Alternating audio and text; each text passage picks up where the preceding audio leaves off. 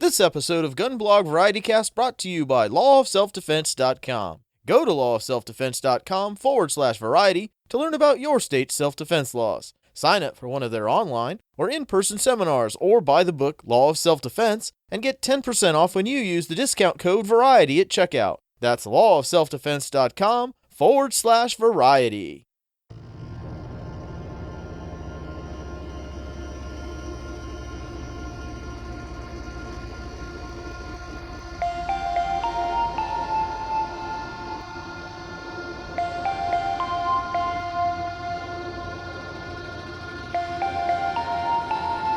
Sit back, relax, and take a ride with us on the GunBlog VarietyCast, episode 91.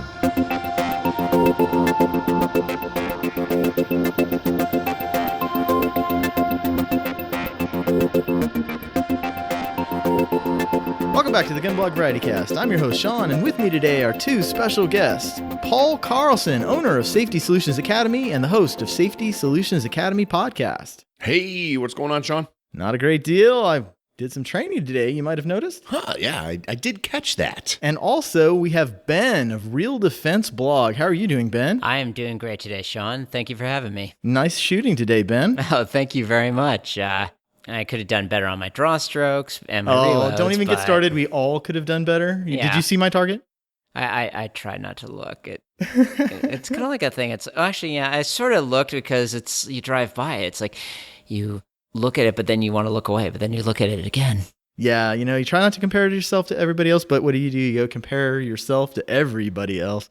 Now, we are in the cabin, which is kind of a kitchen and kind of a not quite a pro shop because they sell t-shirts. That sort of makes it a pro shop, right? I guess, yeah, that could be the case. And there's some soft batch cookies over there. Good thing I ate already, or that'd be calling my name. Oh, and then, of course, so would the deep fryer. Call you cookies, deep fryer. That equals party right there. There you go. So you're going to get this podcast kind of raw and as unedited as I can force myself to not edit. Why are you laughing at me? No, I wasn't laughing.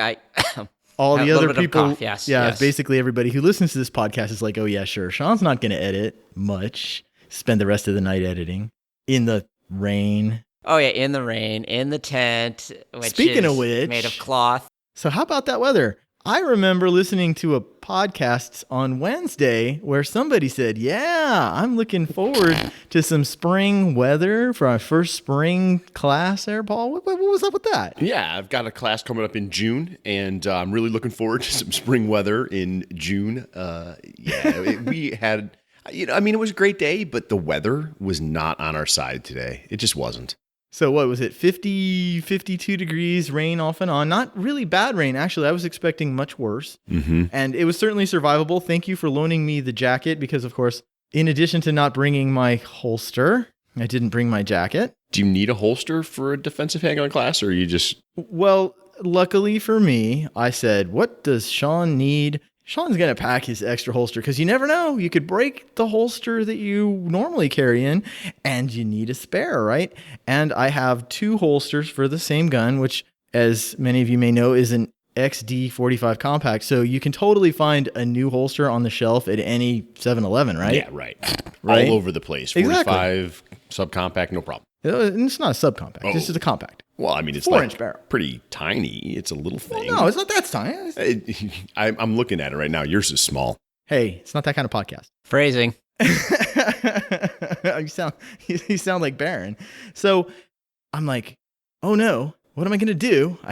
Oh, wait a second. I have my spare holster. I have a light bearing holster and I have a holster for when I don't have a light. And I've kept that one without the light holster. I have the non-light holster. So I just took the light off the gun and there we go. Isn't it great just like wearing a holster where there isn't a giant box like digging into your inner thigh? It's quite an experience. Wearing a holster is not like a light mount what's he gun. talking about? Since he carries at like 430, I hope that's not digging into his inner thigh. And I carry outside the waistband. Oh, you're outside the waistband. I never did. Oh, No. wow. Number one, I have a JM Custom Kydex holster. Ah, you got Which one of is the big 4 ones. Nice. built properly. Mm-hmm. Well, I And mean, JM Custom Kydex does not pay me to say that, though I would be willing to let them pay me to say that. I have seen it. Like somebody kicks that idea around. Hey, I want an AIWB weapon-mounted light holster. And it's like, are you some sort of masochist? But yeah, so thank you for back to the Batcave. Thank you for loaning me the code because I was just gonna Iron Man it. That would have sucked. Yeah, it was too cold to not have proper gear on today. There's no doubt in my mind that the day was better because of rain gear. Yeah. For sure. Yeah. And wind gear. It wasn't horrible wind, but we had winds gusting 10, 15 miles an hour. And if you're a little bit wet and It cuts right through you. it does. It does. And it wears on you. Yep, and here we go, a little bit of that unedited bit. That's the refrigerator in the not quite a pro shop. Yeah, exactly. It's an amateur shop. The semi-pro shop. So now, Paul, you asked a couple of questions at dinner that I thought were pretty interesting. Actually, why don't we get started with what did we do in training today that was different? And all of my training, my actual, beyond just NRA training, basic, was with Tiger Swan. And Tiger Swan down in Fayetteville, their methodology is, here's the 25-yard line. Anybody can shoot like a rock star at 7 yards. Let's see what you can do at 25. Now we can diagnose all your accuracy problems in slow fire up until lunchtime. And then after lunch, we're going to stand at the 10-yard line. And wow, boy, that target looks big.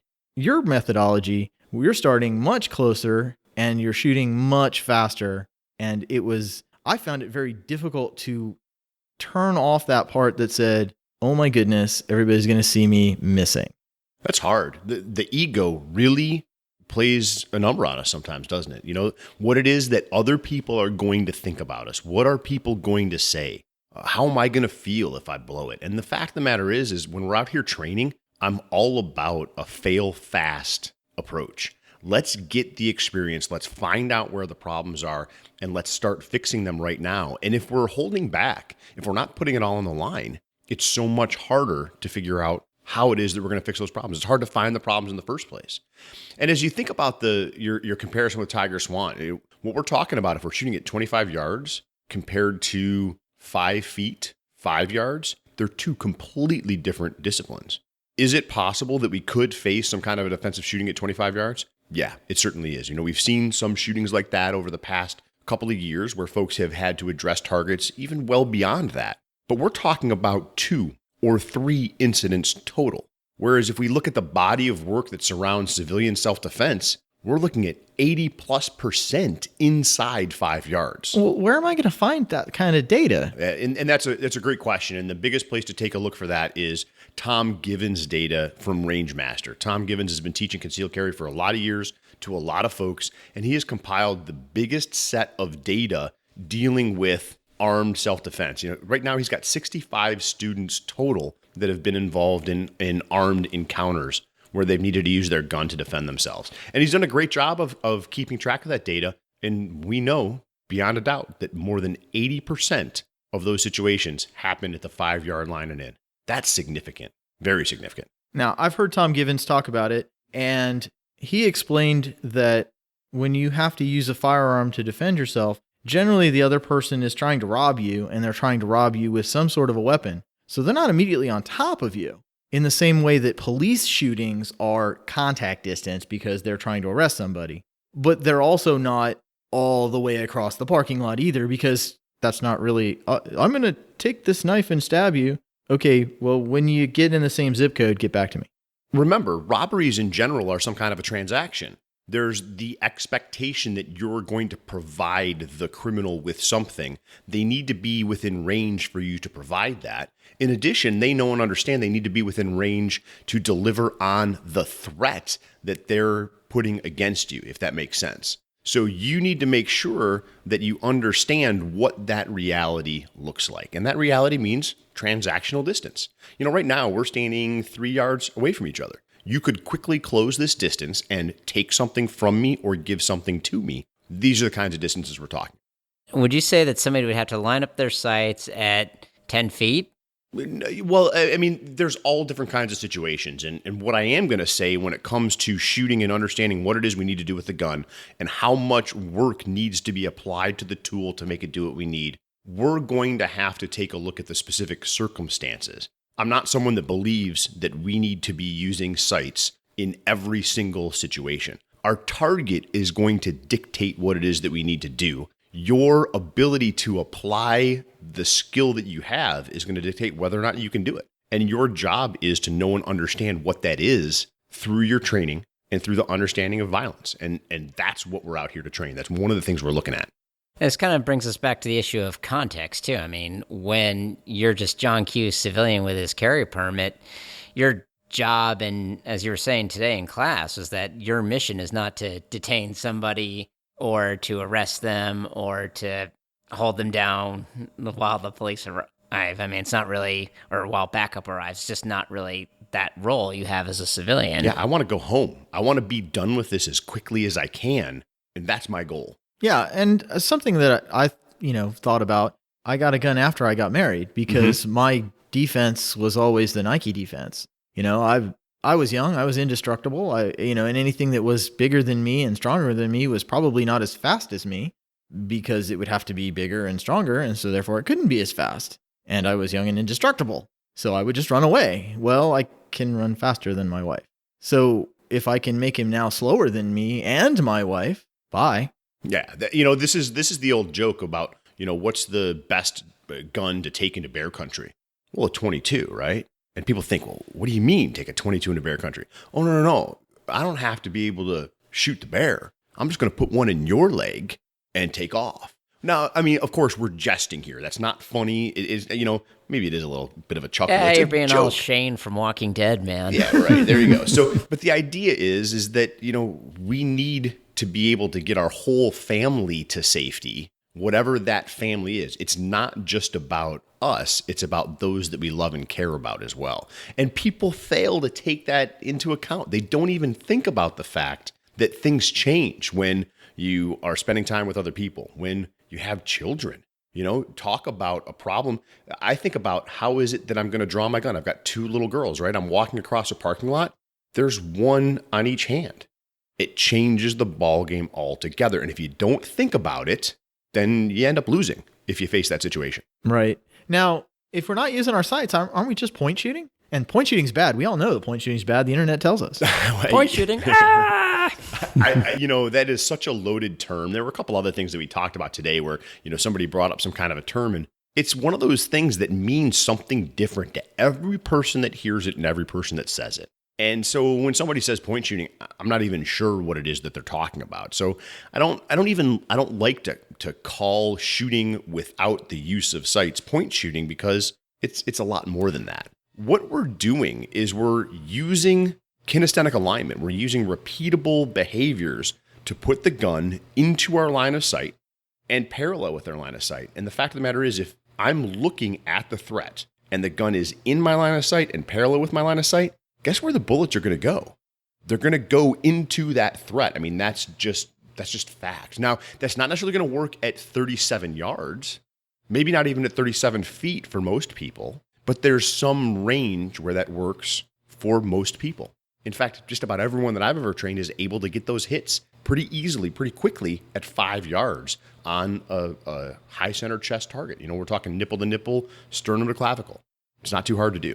So what do people mean when they say point shooting? What are they saying is bad? Well, I don't know what people mean when they say point shooting. Does that make sense? I mean, to answer your question, really, they mean whatever that they think that they believe. There's the whole, the Pittsburgh method where, you're going to press the trigger with your middle finger and use your index finger to do the point. I mean, there's that point shooting, right? Okay. There's the Colonel Applegate point shooting. There's all different kinds of things that means. There's also the and this is really an S word, the quote unquote Sistema method, which was like kind of a body hip pointing thing that it's kind like of odd when I saw that. It's not center axis relock. No, rock and lock or something like that. It's like you just pull it and come to your. I remember seeing it demoed once, and it just kind of like, okay, I don't really see value added in that, so I'm just gonna. Yeah. Now I remember seeing pictures, pictures of police, training pictures, and the police officer would pull the gun from the holster and would immediately rock the gun horizontal and would hold it at his hip and shoot from the hip. And I don't know if I would want to call that point shooting or hip shooting. And I could see why that really wouldn't work. And I think it was Masad Ayub who was talking about how, the people who were really good at it as police officers would tell him, I was the best. I won awards. I was really good at it. And I got into a gunfight and I got shot and I couldn't hit my target. Well, you're not using your sights. But that's not what we're talking about, because that's not what we did today. Right. That's At not no what we point did. did I not see my sights. I saw my sights every time. I didn't focus down onto a hard front sight focus. I refer to that as attention, right? Where is our attention going to be? And in violent crime, what we tend to see is people are putting that attention on the threat itself for very good reasons, because we need to be able to survive that encounter. And one of the ways that we do that is to gather information. What's our best tool to gather information about a violent attack? Probably our eyes. And so our eyes are trained, not even trained, they've developed over thousands of years of successful breeding to gather data about what it is that's trying to hurt us. So to think that we're to think that we're magically going to be able to overcome thousands of years of successful breeding by spending 8 hours out on the range focusing on an 1/8 inch piece of metal when we've got a threat that's 4 feet away or 5 yards away, doesn't matter which, that might not be the smartest method of training. It might not work with what our body's been doing for thousands of years. Now, you came up with a couple of questions for us at dinner I thought were interesting.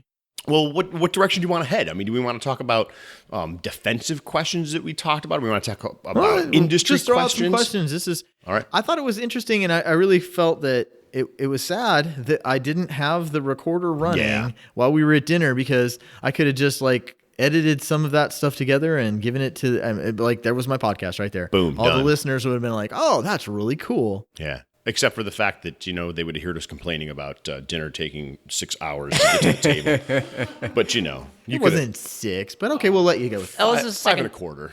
This is the second time we've eaten there, so we kind of knew what we were getting. We knew what we signed up for. We were getting into And it. tell ya. we were there for the company, not for the food anyway. Oh, yeah, even that's- though sweet potato fries were on point, though. Well, I'm glad to hear that. And they had the best poutine in Garrettsville. All right. See? I wasn't even really sure what poutine was Well, yeah, so I got until that it going got for delivered me. to the table. So As near as I can tell, that wasn't poutine either. so I still don't know what poutine is, but Right. that's awesome. It's actually a family joke.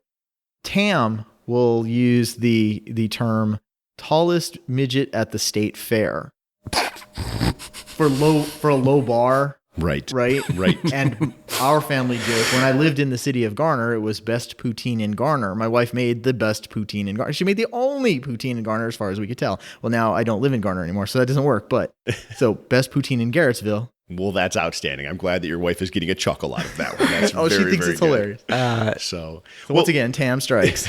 we were talking at dinner, and one of the things we were talking about is the state of the industry and simply the idea that training is reaching so few people that really need the training, that would benefit from the training. And it's kind of a frustrating situation. And, I wonder how many people out there really actually carry their gun after they get that concealed carry permit. And that's one of the questions that I kind of threw out there. And I thought you had some interesting responses to that. Right, but it's not my response. It's PDB's response. Blogger PDB, who doesn't blog enough, PDB.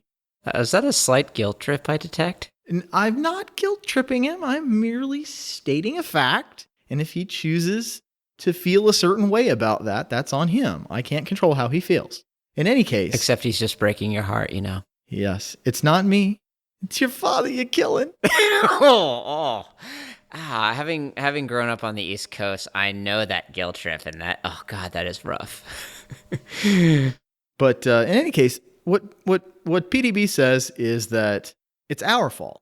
It's not society's fault. It's not the fault of the people who show up and say, "Hey, I'm kind of interested in getting one of them their concealed carry permits, and maybe getting a gun and kind of carrying a gun for self-protection," because they're not causing the problem. What's causing the problem is people like me who are saying, "Oh, well, you need to dress around the gun. You need to buy the biggest gun you can carry. You need to get yourself a double stack 9mm with as many rounds as you can fit, carry 2 extra magazines. You need to carry a flashlight. You need to carry a tactical knife. You need to carry a blowout kit. You need don't to carry forget this small fixed blade knife on the belt, and don't forget well, reading. not in North Carolina, can't carry, but you definitely okay. have to carry the tactical folder knife, right, with the hook so that it opens up all by itself. Yeah, which is called the Emerson Wave, which you should also know that too. But Well, yes, but I didn't want to get too technical, though I am carrying my Emerson Wave. well, yeah, but don't forget to read XYZ forum posts. But remember, be careful because those written pre-2009. So the instructor who's awesome And has deprecated this. And what but happens at that point?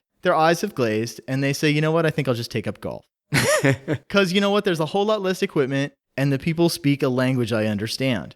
And you know what, I can dress like that in public and not have people throw me out for being a bum.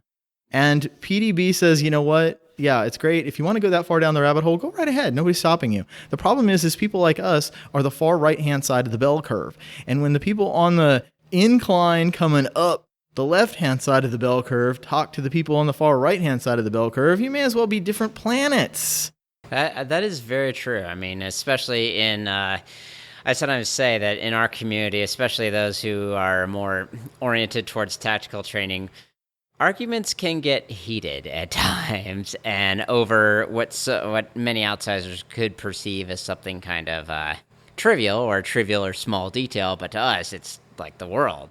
And it may be the world and it may not be the world. And that's the hardest part because, when we look at people and we say that this is the direction you need to go, this is what you need to do, this is what you need to carry, if that's founded on reality, if it's founded on the context of violence, the context of how it is that people actually live their lives, that makes sense. Because one of the things that came up was off-body carry.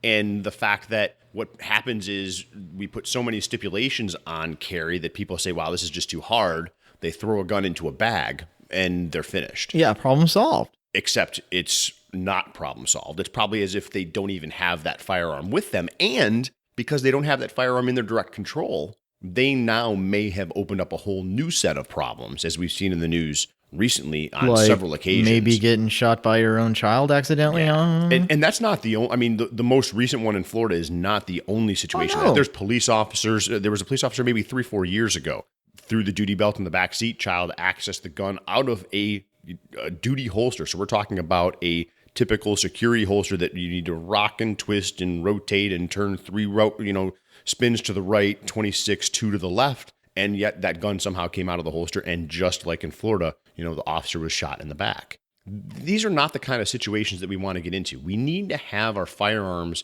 in our possession so that we can, number one, defend ourselves. And number two, keep them secure from unauthorized users while we're carrying them. So unfortunately, it's not a simple thing. Class didn't get started as quickly as I would have liked today because we had holster problems right off the bat, right? And when we face those kinds of situations, we have to take and spend the time to learn. And there's learning that has to happen. What did it take us? Almost 35 minutes to resolve those problems. And it was a perfect storm. Left-handed shooter with a gun that wasn't a very common type of gun and a holster that didn't cover the trigger guard. That's a no-go. It's not happening. It was also a .45 caliber pistol. So now we have ammunition supply problems because the majority of the people around us are running 9mm. So we can't switch out the gun to another gun because there's not enough ammo around of that caliber. Like again, a perfect storm. But what do? Just pretend that, that holster really should cover the trigger guard, but this is inconvenient, so let's not worry about it. Right, and it's okay Doesn't work. Yeah, and it's okay that you're not an experienced shooter. Absolutely. That, we can totally just trust you on it. Yeah, and that's the key is we've got to understand what information is quality information and important information. And that's why I have no regrets. I provide no apologies for class not being off to the running start that I wish it would have been. Why? Because the next time you're out at the range with somebody, maybe this information is going to be helpful to you when you look at it and say, that doesn't cover the trigger guard, but, oh, wait a minute. No, we talked about this in class. That's important. And maybe it's not going to be you. Maybe it's going to be one of the other members of class that's going to look at that and say, man, I never even really thought about that. We've got to take the time to learn those kinds of things because there are some things that are important and there are some things that aren't. This was an important thing. We had to get that trigger guard covered. Absolutely, with a safe holster. That's critical. Yeah, and I would prefer not to see somebody, get shot in the foot because he stuck his finger in the trigger while his gun was still in the holster. I mean, or it could have been like their holster had, some of the who older knows? worn leather holsters where they dip in and hit the trigger. And that's happened too. I mean, you see it with nylon holsters a lot too. And we addressed that today. We talked about it specifically with all the clothing and the layers that people had on, right? Barrel locks. Yeah, you picked on me about the spring class, and of course I was referring to this class because for goodness sakes, it's virtually the middle of May. Like we should have 60-degree weather and Where's some my May sunshine. flowers? Right. Well, I suffered through all this. April showers were seriously. here, right? Yeah. But I think they're coming. They're just late. They didn't send them FedEx. The spring weather apparently absolutely didn't have to be here, today. So we've got to take a look at those kinds of things, and we've got to sort that stuff out, and we've got to take the time to do it. And it's not easy to do. Yeah. It's not pleasant to do, but it needs to be done. But we did see something I thought that was very interesting about the gun community in that we had how many students? 12? Yeah, we had 12 students out on the range And today. we had 12 people going, well, how can we solve this problem? Well, you can use my gun. No, that won't work because of this. And it was like, oh, darn, I wanted to loan him my gun. Right. And we could use this one. No, that won't work for this reason. Oh, darn, I thought I was going to solve this problem. How many places are they going to, here, take the keys to my car for the car show. Right. How many places are you going to go? I mean, in addition to being a hunt club, this is a four-wheel drive place. Yeah, so there's an off-road park here once a month, yeah. And I'm sure that they will come out here, and if you're broke down, they will help you try to fix yourself. But are they going to say, well, your Jeep is in pieces. Here's mine. Knock yourself out. Right. No. Right. And there may be some people that are like that, but the firearms community is a wonderful community in that way. But what gets to be interesting about that is exactly what it is that you talked about. Everybody's opinions start to come into that. And that didn't happen today, right? And part of that's because here I am, this is what I need to do, and I'm taking care of the student, and you guys were helping me to take care of the student, which was great. But when you go back to this idea of making things too hard and too difficult, that is where we get into the minutia and making things challenging. So we have to be careful. Well, that's also where you get into that emotional attachment to certain ways of doing things or certain pieces of hardware. I mean, you have folks that are very attached to their specific 1911, which is always reliable and always functions, even though they'll attest they've got 3,500 or more rounds through it, and Without a malfunction. Yes, of course, without a malfunction. Then you take it to class, and the first two evolutions, the pistol, it just goes and doesn't work. Yeah. That And can happen. I mean, you Yeah. want to talk about emotional attachment to things that don't matter. I mean, I carry a 45 caliber for no good reason, but because, nobody goes into battle with a gun with less than a 4 in the front of the caliber. Right? And I knew better than to carry a 40 because that's just dumb. That's easily handleable, though, because I carry a gun with a 4 before the caliber as well. And what I did is I just hit the True Value hardware store and picked up one of those paint markers. And right before where it says 9mm, I just put in a 4. And so I'm good to go now, right? I mean, that's It's a 49 millimeter. beautiful. I don't think that's legal. I think that might be a destructive device by, Probably true. regulation. Yeah. Probably true, but yeah. And I bought a 45 caliber pistol because 45 was the right caliber. I mean, that's just what it was. And When did you make that purchase? 2008. Okay. And there was a big shift, and I've watched it happen on the gun blogs where, everybody drank the Kool-Aid, and all of a sudden, boom, it was 9mm the way to go. And it wasn't like a funny situation with the house. We bought a house. Everybody has wooden floors in their house. It's not really wooden floors. It's just garbage stuff that you put down on the floor and call wood. It's just laminate crap. But why do they want it in the house? It's not because they want it in the house. It's because that's what they see everybody else has. So that's what they want. And that's not what I saw with 9mm, 45 guys going to 9mm. What I saw was, here is a picture of all the different bullets in gelatin, and it looks the same. Here is a doctor. Doctor, what do you see is the difference between this caliber and this caliber when somebody gets shot? I don't know. I can never tell. They have to pull the bullet out and they measure it. Officers who are doing the research for your entire department of several hundred officers, and you've done extensive research on all of these different calibers. What are you finding? It's not a dime's worth of difference. And it costs a lot more than a dime to change calibers into this 40 thing, so we may as well just carry the 9. And so everybody's like, well, I'll just change it to a 9. That's just a no-brainer. And here I am with this 45 because, well, 45. But I grew up in the era where only idiots carried 9mm because they were carrying 9mm hardball plus P+, literally plus P+, like 1,500 feet per second, and it shoot through 37 people, an engine block, and that mythical Amish children in the buggy. Hopefully it would hit that refrigerator first, though, and maybe take care of that noise. But no, maybe no. Okay, sorry. No. It would. That was the problem. It was so inaccurate. The way they were shooting it was so inaccurate. It couldn't actually take out the part of the refrigerator that was causing the noise. But the Amish children were always going to get it. No doubt about that. Of course, I was in Los Angeles. We didn't have too many Amish children. But you were going to shoot through 37 people with the thing. So you had to get a 45 because, well, we didn't have really high performance hollow point available then. Technology has come a tremendous way since the 80s. And it was the 80s where we really started to see this problem, this phenomenon of, well, we've gone to the 9mm, but now the 9mm doesn't work. What's going on there? We started to look at data in different ways. We started to see incidents that were causing problems. And so, long story short, things have changed. And we need to understand that. And it's not just one single aspect of the 9mm that makes it better. It's not just, the less recoil. It's not just the fact that it does about the same amount of medical damage as other rounds do. With that less recoil, you can shoot it faster, more bullets on target. These are all things that are wins.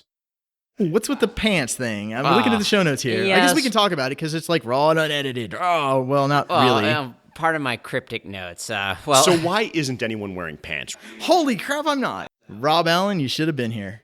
Not going to explain the joke. If you don't get it, I can't help you.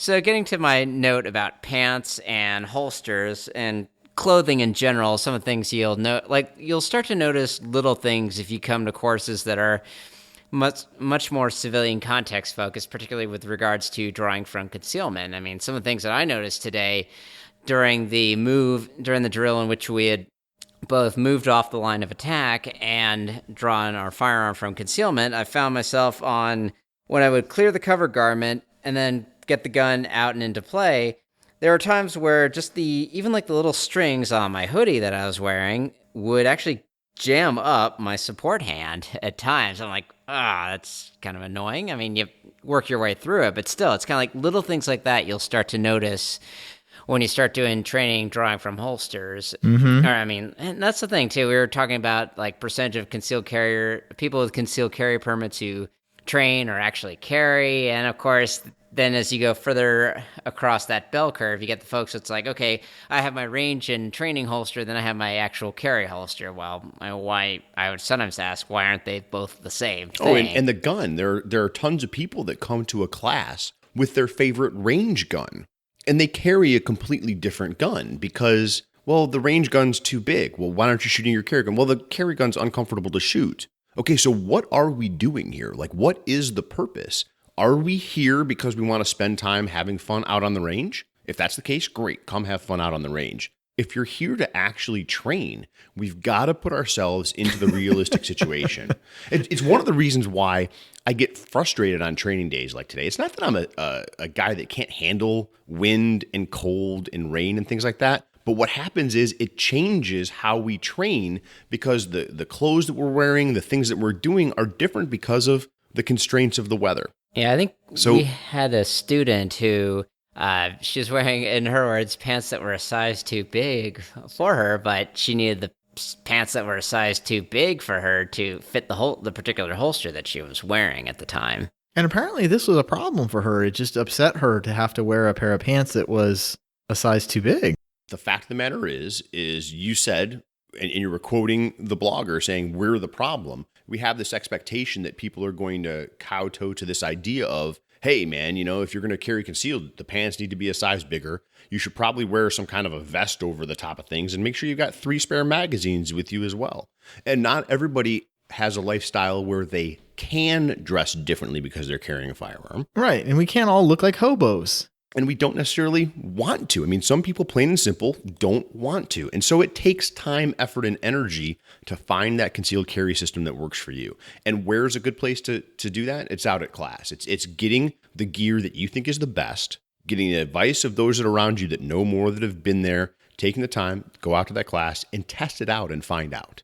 That's what we do. And yes, you probably should bring 2 holsters if you have 2 holsters, because number 1, you might forget one, Sean. And number 2, you might find that one doesn't work. Hey, I have the Serpa.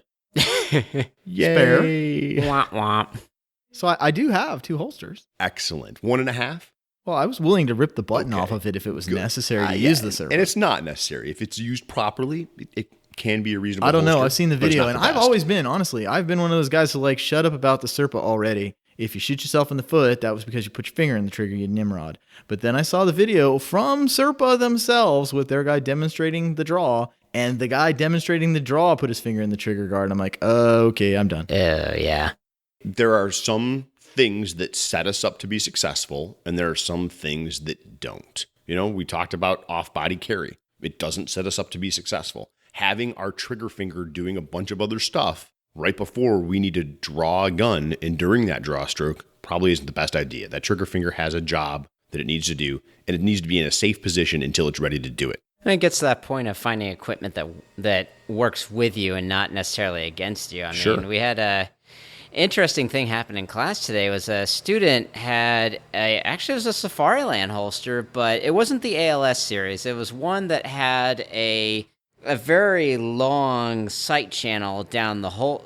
It was a sight channel down the holster. And what happened was that when he reholstered the gun, the trigger guard clicked into where the trigger guard's supposed to go, but the muzzle of the gun was essentially jammed right through that big, nice, wide, and long sight channel, and he had to get it unstuck from that. And I mean, that's kind of, to me, it's equipment that's that not works what against happened. you. Yeah. It fell on the ground. Right. Yeah. It literally just fell out of the holster, and I wouldn't call that a sight channel cut. That's what's called a speed cut, right? The front of the holster's been cut away as low as possible so that you don't have to get the gun as high before forward movement can start. I mean, it has nothing to do with concealed carry at all. It's not a concealed carry holster.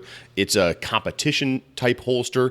And so go back to that idea of lock and rock that you're talking about. That's exactly the kind of holster that's set up to do that. The lower that cut is, the faster that gun can come out. And it was also a matter of being inexperienced in knowing how that gun needs to go in the holster, what it is that it feels like, and all kinds of, again, another reason to be out training so that you got professionals there to help you with that situation as it's occurring and when it occurs. But, and the gun did hit the ground, and when it did hit the ground, it went off and started killing people, right?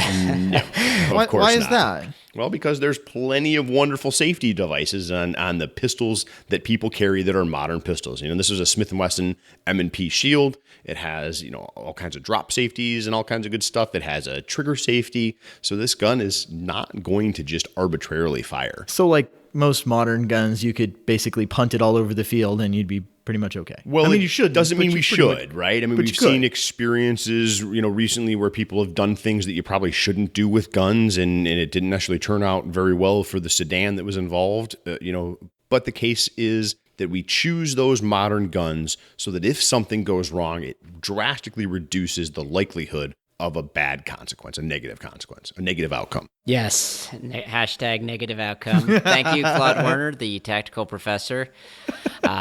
It's interesting. We're talking about, you said, what was it called? Something in lock or? Rock and Lock? Rock and Lock, that's it. I think it was Rock and Lock. Is that related to the speed rock? I know, in terms of going through obsolete firearms methodologies. I would have to ask. The only person I've ever heard use the term speed rock is Law Dog. Dog used the term speed rock when he told the story about how he was attacked by a wild boar. Okay. And he did what he called a textbook speed rock. I had no idea what a speed rock was, but he put a 9mm right dead center in the chest of a 250 pound wild boar, which did nothing but irritate the wild boar. I had to look it up, and basically it was pull it out of the holster and come to this point, and it's like a retention position shooting. Mm-hmm. And it was like, I got to get a bullet out. I'll say that I think people perceive shot. it to be a retention position shooting. I don't necessarily think that that's the reality. I don't know. I'd have to ask him. I don't know enough about it. But a what hilarious story, by the way. Yeah, from what I've seen of like speed rock demonstrations, it seems almost very kind of like hip shooty ish, like like those old school shoot from the hip methodologies. The whole quick draw McGraw thing going. Yeah. But And the only time I've ever been taught to do that, my other hand was on the threat. Like he's hitting me and I'm blocking and I am like nearly touching him. And then it's like shoot him a bunch of times in the pelvis. And at that range, I guess it's possible to miss. I've never taken an ECQC course, so I guess you can miss. But as long as the paper target isn't assaulting you too badly, you can hit it. Well, I'm going to say straight up that I don't advocate or believe that shooting from a position close to the hip is a good quality position for retention. So, I'll be more firm about that. If we're going to shoot from a retention position, it's probably going to be at the point of stopping as you come up high. When we talk about the draw stroke, that's straight true. Up and out of the holster, that's going to come up to the pectoral muscle. And then what I want to see is that strong thumb as the gun orients to the target. I want that strong thumb flagged up, and I want that thumb pectoral index there. And some people are teaching, and I agree with this is a possible methodology for you as well, magazine base pad indexed on the pectoral muscle. And these are the positions where now I'm in a position where I'm very strong and I'm able to retain the gun, whereas with the yes, and now that you arm say extended, that, not so hot. And now that you've said that, that is what I was taught. Come all the way up, and you end up locked in. And yes, but it's been 3 years since I've seen it, so right out of my brain. when you hear people say that joke, TRex shoots from 2. I mean, it's like you have little short TRex arms up tight, keeping the gun up too close to you. So if for our listeners at home, if you ever hear that term TRex shoots from 2, it's generally what we're referring to is that thumb pectoral index of firing from a retention position. And I was listening to another podcast on the way from Virginia out to Ohio with actually Craig Douglas and Mike Seeklander were talking. Craig had listened to that one too? Yeah, that was a great podcast. Dropped on Friday. He mentioned about the speed rock though too. I mean, like guys would just get kind of like, because of the weird like hip or the weird like position they were standing, because they had to like kind of bow their body out like this. I mean, for anyone who does like a grappling sport or Brazilian jiu-jitsu, I mean, it's a very good way to get dumped on your all your weight's on your heels as you rock that upper body back. It's, I mean, this is something that's dreamt up in, on the square range where somebody says, oh man, this might work. And wow, look at my time. I'm faster if I do it this way. Never mind the idea that you're going to cause all kinds of other problems if that's the technique that you choose. Yeah. And you know what? Until you start wrestling around, you never know these things. There you go. And I think, that's a good excuse for me to take the ECQC course. I really would like to take it. I watched a hilarious video got dropped into my Facebook feed by, I think it was Ben from, it was a mutual friend of ours. Mm-hmm. It was, what was it, Ben Turner? Yeah, that name rings a bell. It's Ben Turner who put it in there. It was hilarious. Ben Turner's like, hey, we're going to have this ECQC course, and look at this video. And I get a message on that from my brother. He's like, hey, because the guy in wrestling and winning the fight at the end is a guy wearing a Santa Cruz, California sweatshirt. And I get a message from my brother. Hey, Sean, you might know somebody who used to live in Santa Cruz, California. Just saying. And the guy in the Santa Cruz shirt was my brother. I just couldn't tell because he's wearing a face mask. Oh, that's cool. So yeah, my brother's been to several of the ECQC courses. Yeah, it's not surprising. My brother is way better trained than I am. I do the podcast. I do the blog thing. I used to do the blog thing. Brian does all the training things. Yeah. So, I mean, kind of getting us back to context and training, and what we learned today was particularly important. It's just as a civilian, I mean, you really are going to have to drill the heck out of these skills. I mean, yeah, you might not have to make that 25-yard shot, but within 21 feet, it's much more, it's about the odds or the likelihood of things happening, as well as techniques that are higher percentage to learn and get good at too. But things like drawing from concealment, getting your gun out efficiently. And again, key word today as well is the efficiency, which is doing what you need to get done in the shortest manner possible and with the least amount of effort and energy. Right. And I think, Paul, you covered that pretty well in a recent podcast where here's a list of things that we need to cover, and in the priority, we need to cover them. It's not that we don't need to know how at some point to hit a target at 25 yards. Sure, yeah. It's that's a lower percentage than drawing your handgun. And we need to spend time until we get the draw down before we get into lower percentage, less likely situations that are, maybe a little harder, maybe a little more fun sometimes, but less likely to happen.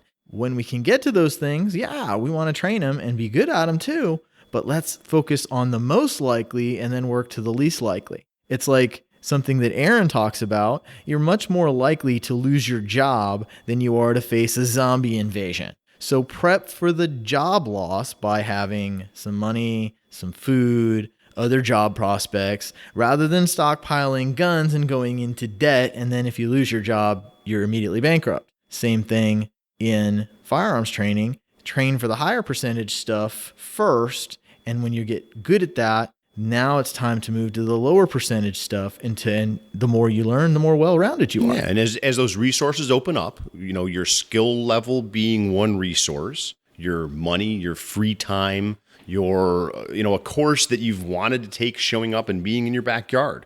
These are all things that make it easier to train some of those other things. But we definitely have to be thinking about those kinds of situations as to what's really important. And you know what? I'm going to tell you, the highest priority things don't have anything to do with a gun. We go back to the idea of it's our fault if we're not talking about medical training, if we're not talking about unarmed combatives, and we're not talking about awareness and avoidance skills.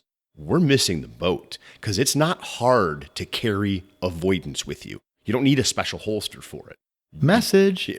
Hello, right?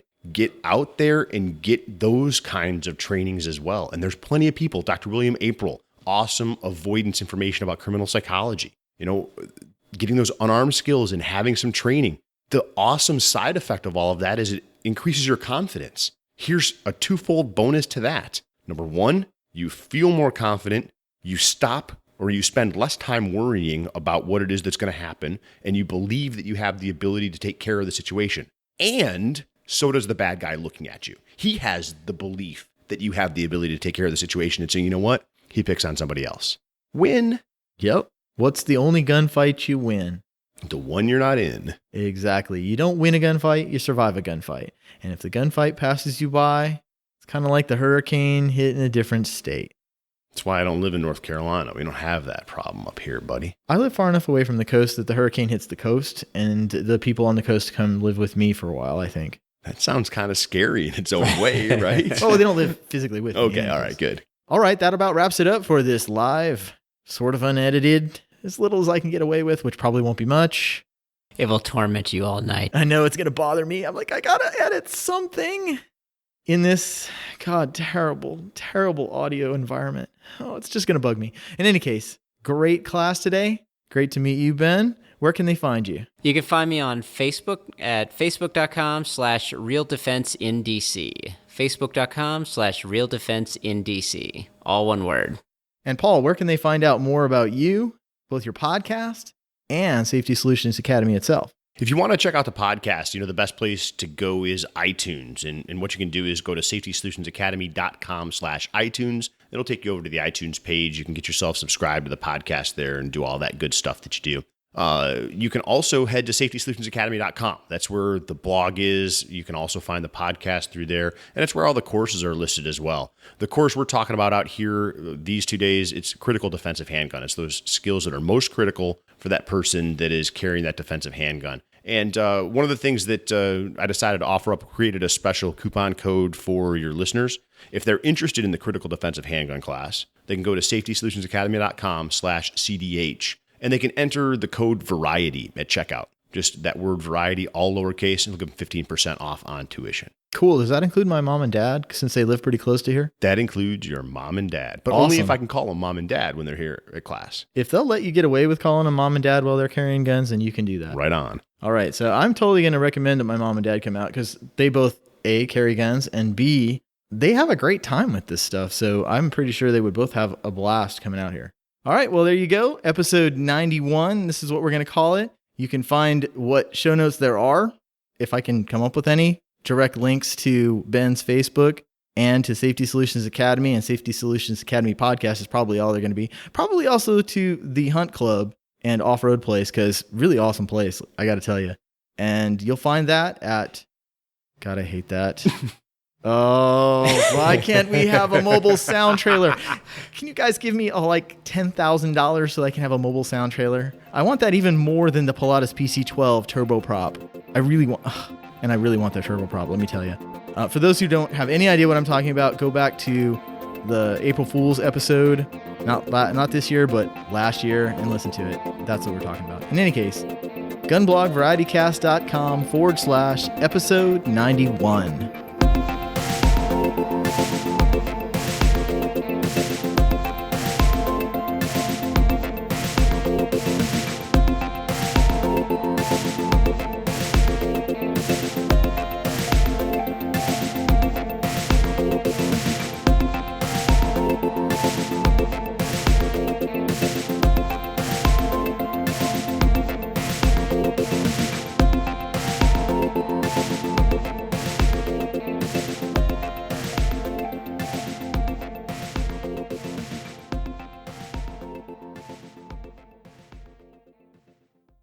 This is a URS production.